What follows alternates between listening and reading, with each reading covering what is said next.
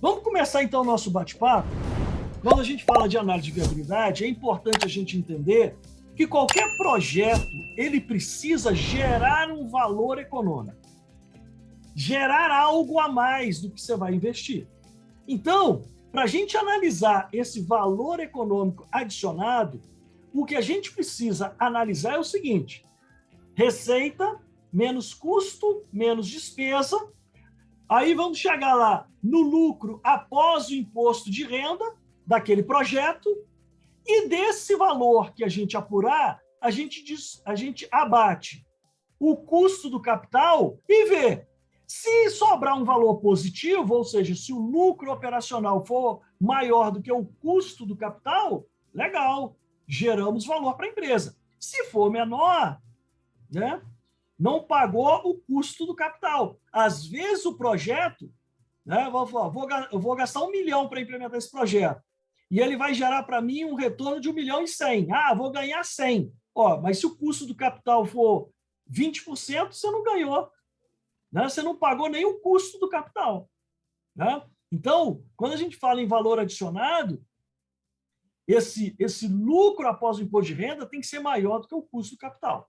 Então, quando a gente fala desse valor agregado, a gente tem que pensar em todos os tipos de projeto. Né? Recurso, quando eu vou implementar um recurso em equipamento que resulte em melhoria de novos produtos ou serviços, e aí eu preciso mensurar que retorno é esse que vai dar, aplicar em equipamentos ou processos para reduzir o custo e aumentar a eficiência, aumentar a produtividade dos ativos correntes, aprimorar a manutenção dos ativos para aumentar a vida útil. Então, qualquer tipo de projeto que vai aumentar a rentabilidade, o retorno, é importante que isso seja mensurado. Eu não sei, a indústria automobilística, ela trabalha muito focado nisso. Ela implementa melhorias no processo de produção e ela mensura cada melhoria gerada no processo de produção e anualiza essa economia gerada naquela melhoria do processo para poder analisar exatamente se vale a pena o investimento. Então, tem muitas melhorias durante o processo que acaba se transformando em projeto que deve ser analisado economicamente para ver o seu retorno. E aí, coloquei aqui 2 exemplos simples. Primeiro, vamos imaginar que você recebe uma herança de 1,5 milhão. Né? E aí, você poderia tomar 2 atitudes. Primeira atitude, você poderia investir isso em renda fixa com um retorno de 5% ao ano. Mas você, como um espírito de investidor, de empreendedor, você decide realizar o sonho da sua vida e abrir um negócio. Legal. Então, você tinha 2 possibilidades, ou deixar o dinheiro guardado a 5% ao ano, ou abrir um negócio. Aí você abriu um negócio. Ao final de um ano, os resultados desse novo negócio seu foi o seguinte: receita operacional do ano inteiro, somando, né, janeiro, fevereiro, março, abril, receita do ano, 500 mil. Despesas operacionais, 350. Lucro operacional, 150. Imposto de renda, porque você não é sonegador nem nada, pagou R$60. Logo, lucro auferido nesse ano de operação da empresa, 90 mil. Então, agora a gente precisa analisar o que seria melhor, deixar o dinheiro aplicado a 5% ao ano ou ter arriscado esse capital abrindo o negócio. Então, a conta que nós vamos fazer é o seguinte: se o lucro após o imposto de renda é 90 mil, né, e o custo de oportunidade, ou seja, a oportunidade que você deixou passar para abrir o negócio foi aplicar 1,5 milhão a 5%. Se você tivesse aplicado aquele 1,5 milhão a 5%, você teria um retorno ao final do ano de 75 mil. Como o seu lucro após o imposto de renda foi 90 mil, teve um valor adicionado de 15 mil. Né? Acima do custo do capital. Acima de um custo sem risco. Se você tivesse aplicado em renda fixa, né, você teria um lucro garantido de 75, mas você correu risco. Né? Você correu risco. Por quê? Poderia não ter dado os 90 mil de lucro no final do ano.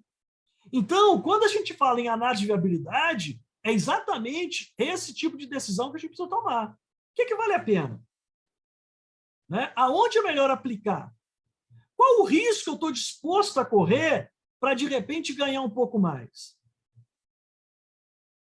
Né? Então, a análise de viabilidade passa por isso. O segundo exemplo é isso aqui. Vamos imaginar um imóvel foi adquirido por 1,5 milhão. Após um ano, ele foi vendido por 1,750. 250 mil aqui a mais ao final de um ano. Determinar o ganho de capital no período. Adicionalmente, no período foi recebido um fluxo de caixa líquido de 150 referente a aluguel, ou seja, você comprou o imóvel por 1,5 milhão, alugou ele durante um ano e durante um ano você teve aí um fluxo de caixa que gerou 150 mil de aluguel e ao final do ano você ainda vendeu esse imóvel por 1,750. O que a gente quer saber agora é qual foi a taxa de retorno? Quanto que esse capital de 1,5 milhão rendeu para você? Então, a gente quer fazer essa análise e para saber qual o retorno, o que eu vou fazer? Eu vou dividir a variação do preço de mercado, que é os 250 mil que eu ganhei entre a compra e a venda, mais o aluguel que se recebeu durante o ano, dividido pelo valor inicial, que é 1,5 milhão.